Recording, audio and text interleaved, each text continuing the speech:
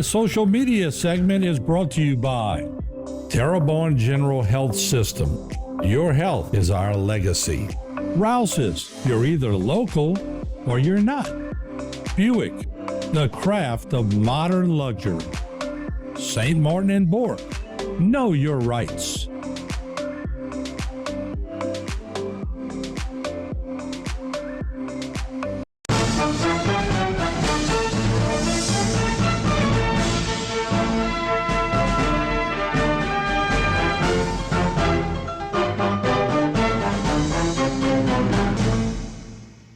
Everybody, welcome into Going Public. I am Harry McCulla. This week to South Lafourche Levee District, and Nickurn is the CFM, the Executive Director of the South Lafourche Levee District. Thanks for being with us. Appreciate it, man. Glad to be here, Harry. You just went through with the Corps, the semi-quantitative assessment, which as you were saying, it's almost like an audit, but the Corps comes down and will test almost every one of your levees. A little stressful time for you, but you got through it and it seems pretty good, right? Good results. Right. So this is a multi-step, multi-month process that we're going through as part of our recertification in trying to get into the Corps' rehabilitation and inspection program. So the Corps came down it representatives from the Jacksonville district, from Colorado, from Indiana, from Kentucky. So it's a team from all around the country of experts in assessing risks to levees and structures.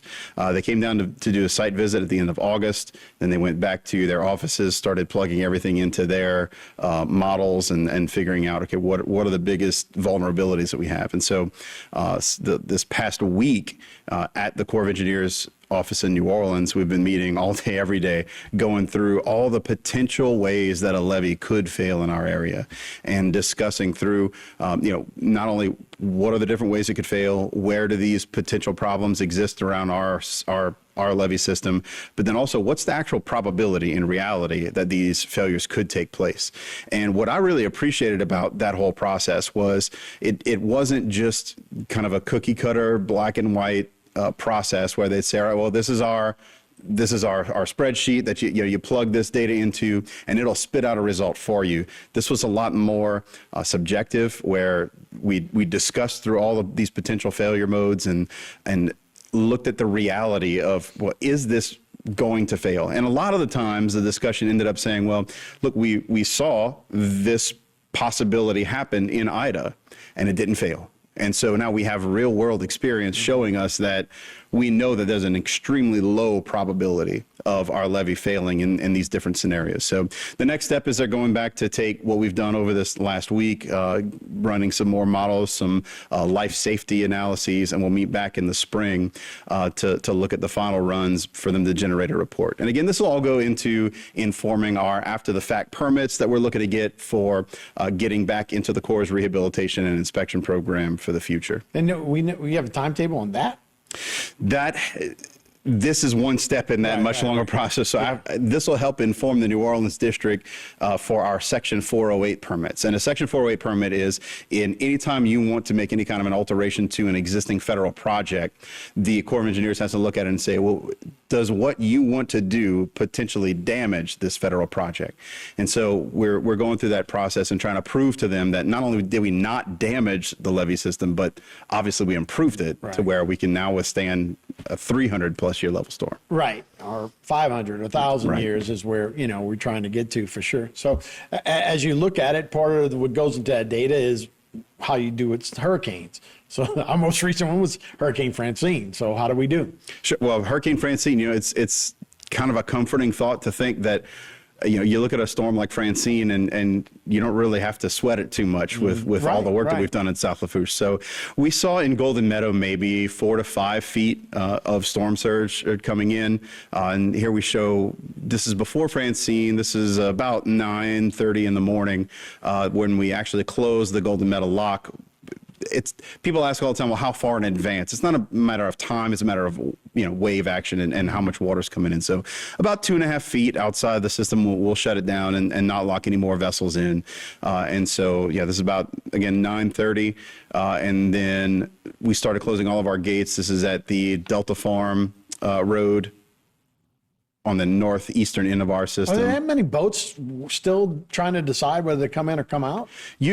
About 9:30 that morning, which was, maybe 6 to 8 hours before we started really hitting. Well, a lot of them were coming in. Some vessels, and this was one of the things we talked about in our risk assessment. Is what is there a potential failure from barges being moored outside the system and those breaking loose and hitting? But there's really no barges south of our system. They're either all going north or even further east or west, even out of state in some instances. So there's really not a worry about failure from impact of barges there. But yeah, when you're talking about time, and people want to know in time. I just wonder if and honestly, with locking in vessels in Golden Meadow, we have the ability to wait until much closer to actual landfall, and we work with the Port and Harbor Police to see whether they know of any traffic coming further up. So we know when's a good, safe time to be able to close and start being able to let our employees evacuate. Yeah, I didn't mean again. Now you got landfall. We're going Francine right before landfall, right? Sure. So this will be about 3:45 in the afternoon to 4:15. We start seeing some of the heavier winds coming in and water coming up over LA1. We didn't actually close the LA1 road gate because there we're looking at about a +11 at the road, and we knew we weren't going to be getting that high. So we left the road open for people to be able to get evacuated further north, until the last possible second. So it was something we're able to provide to the public there. And then the next set of videos would be about a half an hour later, starting to see some of the wind whipping up. My camera kind of got away from me there in the wind, but just to kind of show the strength of what was going on out there. It was, did you feel it kind of strong there? Obviously nothing like Ida, but how did you feel? Oh, absolutely. I mean, you got to kind of brace yourself. It's, it's interesting being in that scenario that all of our guys kind of have the same feeling that we love what we do. We know it's important, and your adrenaline kind of gets going. You want to be out there. You want to be doing everything you can. And sometimes you really got to make sure that I have to make sure that our guys are being safe, even though they all want to be out there. I've been chasing a few of those in the past. Sure. All right, we'll take a break. When we come back, more with Nickurn right here on Going Public.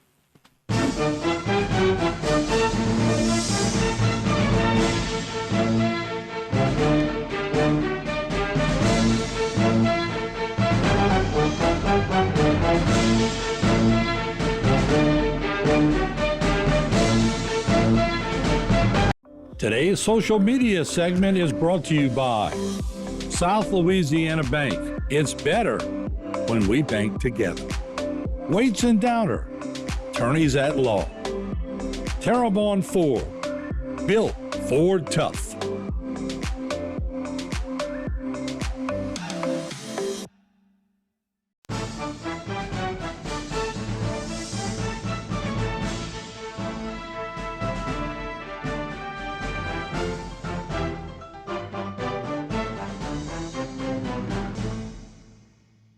Hey everybody, welcome back to Going Public. Harry McCulla here. We're talking South Lafourche Levee District with Nickurn, the Executive Director of the Levee District. We were talking about Francine's impact, and I guess we were just getting some wind when the last time we left, right? Sure. So we fared very well throughout the night. We had employees at all of our pump stations. Our pumps were running the entire time through the storm, keeping water levels down to a safe level. And those are hurricane-proof spots where you got those guys. For the most part. Yeah. I mean, at a certain at a certain level, we call our guys to come back in and into a safe house until for Francine, the wind never really got to that point where we had to call everybody in. So, and it's hard to get those guys to come in.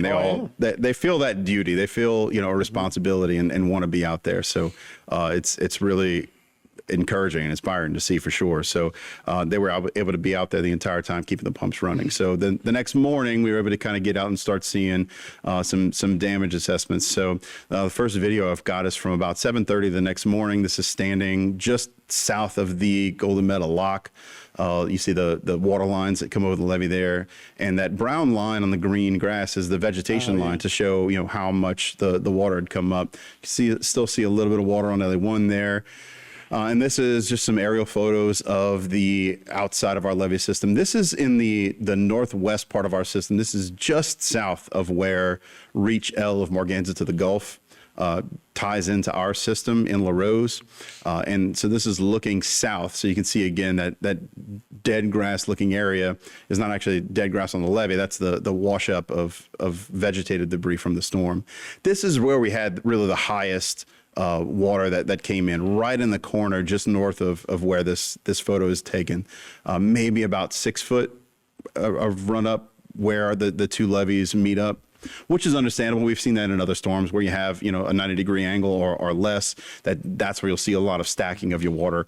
And so since Ida, especially, we've done a great job of adding more material to the tops of our levees in those corners, knowing that's where our more vulnerable spots are going to be. So, looking around the rest of the system, a lot of what we saw was just grass kind of washing up on the toe of the levee. Here, again, that's the same area of behind cutoff on the west side. Is that an optical illusion, or is that water higher on the right than it is on the left? That would definitely be an optical illusion. Okay. So the water just looks like it's higher. Right. So the water on the outside would probably still be at about a +2 maybe as the water's still receding. I got you. On the inside, the highest that water would get would be maybe a -7. Oh. -6.5, depending on how much rain had gotten to us by that time. I got you. So, and then moving along in further parts, this is actually some earthen terracing that had been constructed outside of our levee and showed that. Is there damage? It fared pretty well. And what we've noticed over the years is that we build these terraces to help stop just daily wave action from eroding the toe of the levee. And as long as these terraces can get a good bit of vegetative cover, by the time a storm surge comes in, they're completely covered. So they're not really getting eaten up as much. It's not there for storms. They're there for every day. Correct. So it was encouraging to see how well these fared. And then moving to other parts of the system, really, it was a good success story. So this is about 9 o'clock the next morning. This is the Delta Farm Road Gate on the northeast side of the system on the outside. Water still hadn't receded. Now, what was interesting here, talking to Dwayne Bourgeois of the North Lafourche Levee District, he had a lot of water in the Kramer area that took a few days to get out of their system. Mm-hmm. And so at this Delta Farm Road Gate, we were able to open the gate a little later on the Friday after Francine came through. And then a few days later, we had to close it back again because as the water from Kramer started to flow back out towards the Gulf, the water in the Intracoastal and just outside of our system here got high again to where we needed to close that road gate again. So it's interesting to see how the whole system works. Where did that water come from? Rain? Water would have come partially from rain, but also partially from like the Zalmans, washing up by the Zalmans. Oh, going that way. Right. Yeah. Okay. All right. So then a couple other spots, really it's the same story around all of our systems. We had very little water come up. And the most debris that we have was pretty much all vegetative. So our guys in-house even were able to push that material out. So we were able to save. Did you have to burn that material? We didn't. It was enough, or a small enough amount that we were able to just kind of push it out of the way. Nothing like that. Nothing anywhere near like that. Yeah, if anybody saw those pictures, it was a completely different ballgame. Oh, absolutely. Yeah, there was more like 25 million tons of material. So it was, or cubic yards rather, of material. So here we see in Golden Meadow, just this tiny line. This is on the east side in Golden Meadow, tiny line of vegetation that came through. Because where you have a good bit of marsh on the outside, that marsh acts as a buffer for this vegetation coming through. So we fared really well. Well, that's also great if that's the line. That's marsh. That's uprooted and pushed in. So it means that we didn't lose that much like we normally do with a hurricane. Right. That's another good point. That after Ida, you look at all that vegetation and came from somewhere. You see on satellite photos, especially on Google. I don't know what we did before Google Earth and the history feature there, but there we probably saw about 20 years worth of land loss, the typical land loss we see overnight with Ida. Here, it was nothing like. That's why you go, hey, we got a marsh out here. And then next time you go, we got a lot of open water out here, you know? So that's one of the things that happens. So great update. We'll take another break. When we come back, more with the South Lafourche Levee District right here on Going Public.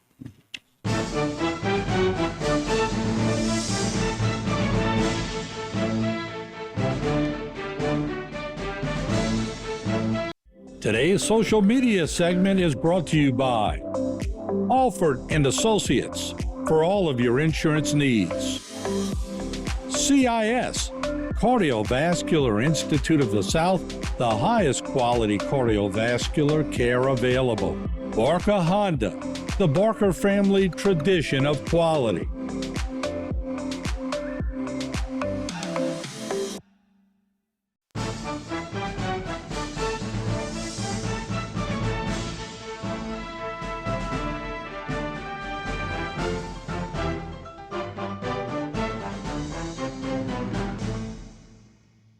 Everybody, welcome back to Going Public. Nick Nickurn is the executive director of the South Lafourche Levee District. So we've talked about, what the Hurricane Francine did, but now you guys got some construction projects that you're working on. Absolutely. I mean, the reason we have all this success is because of all the work that we do in-house, and we never stop improving. So just a couple updates for the public. First is on section E North. This is around the Clovelly Farms area on the east side of our system in Cutoff. We're stockpiling material that we're hauling off from just off the farms here and raising that to about a plus 16. Here, this was one of the sections that we had overtopping around here during Ida. So this is definitely a priority, get raised up a little. So that project's coming along really well. And there you see with some of the materials, right? It's about 500,000 cubic yards of material that we're moving and putting in place here. So we're making a lot of progress lately. So we're looking to see that in good shape before the next storm season. Right. Next one would be the reconnection of Brenton Canal to Lafourche. Right. So part of what we maintain with the levee district is not just the levees, but we help stop Lafourche water from flooding our homes in the area. So between the locks in Golden Meadow, the floodgate in La Rose, and we have a siphon that's currently in place in Golden Meadow near pump station number 4. But that siphon allows us to lower the water in Lafourche about a half a foot over 24 hours, pumping it out of the bayou and then using pump station number 4 to get it out of the system. This siphon, this weir that we're constructing immediately south of South Lafourche High School will give us about another half a foot over 24 hours that we're going to be able to lower the bayou water. So where this Brenton Canal here, it's had an earthen plug that's broken it off from Lafourche for decades now. So we're putting the weir in place, and then we're going to remove that earthen plug, and we're going to be able to control the amount of water that goes down Brenton Canal towards pump station number 6.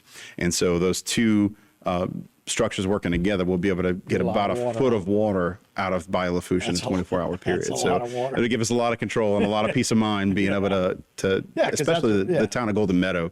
We play a game of inches down there that if we see the water level get above half a foot above sea level in Lafourche, we'll start seeing water on the road in Golden Meadow. And so this will give us a lot more control to be able to help the town out a lot. Like Venice, right. or Norway or whatever. So, all right, the South Floodwall Phase 3. So this is just east of pump station number 4 in Golden Meadow.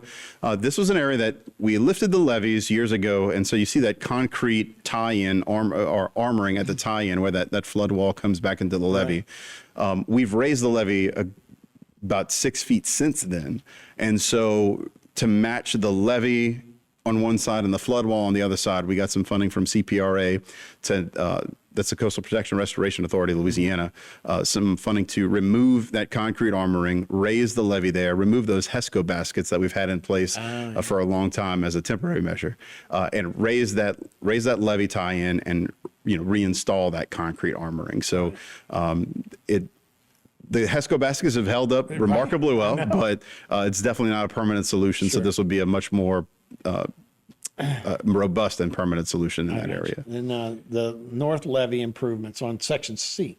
So Section C North, this image that you see here is where Section C North ties into Highway 3235, the 4-lane highway. And this is just south of the intersection of the Berg-La Rose Highway and Highway 3235. So we've just completed this levee lift up to 13 feet in elevation.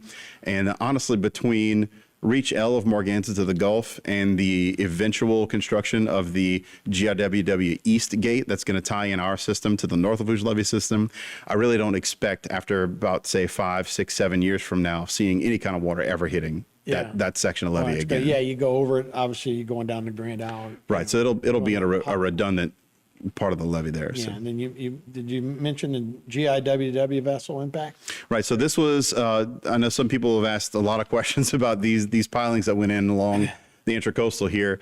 This was a kind of a compromise that we had with the Corps of Engineers. See that the flood wall that runs just behind it, we added to the flood wall without the quote unquote necessary permits because, you know, for a long time we realized that the federal government was just slowing us down and we needed to protect our people. Right. So we constructed this improvement, and then the Corps said, well, we're not going to make you take it down, but we're going to have you install a vessel impact barrier here. So that's what this series of pile clusters is, to protect that wall. I got you. So yeah, if any barges get loose, they're not going to take that out. Sure. Couple more with section F. Sure. Section F, this is behind the Delta Farms area, heading down to Clovelly Farms on the east side of our system.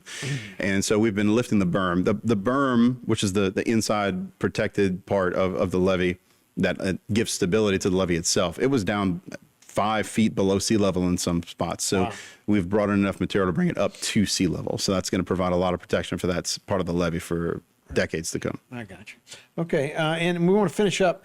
So you guys, you don't run, you're not looking for votes, but when there's a constitutional amendment, you want to make people aware that there's a constitution. Joe Ogeron, right, came up with a constitutional amendment about renewable energies. Tell me about that. Sure. So we know that, renewable 5th, energies are always a hot topic these days. And so what Representative Joe Ogeron has done is passed a bill through the House that's now going to be on the upcoming ballot on November 5th as a constitutional amendment that any revenues that would otherwise go to the state just general fund from renewable energy resources, so like offshore wind production, solar, that would all then be directed to the Coastal Restoration and Protection Trust Fund.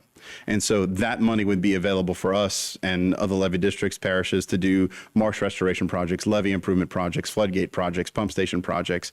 And the idea there is that the energy that's produced off the coast that goes, is worked on by the people who live on the coast should go to protect the coast. Yeah. So we definitely encourage people to get out and vote for that constitutional amendment to help us out. BP is not going to last forever, right? No, we have about 8 years left of that funding, so we got to find that money coming from somewhere. All right. Well, Nick, we appreciate it. Nick Nickurn, thanks so much for the update. Glad to be here. Thanks, Harry. That's Going Public. We'll see you next time. I'm Harry McCulla, right here on HTV.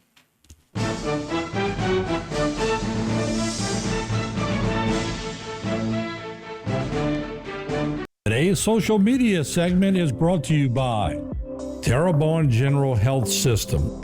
Your health is our legacy. Rouse's, you're either local or you're not. Buick, the craft of modern luxury. St. Martin and Bourke, know your rights.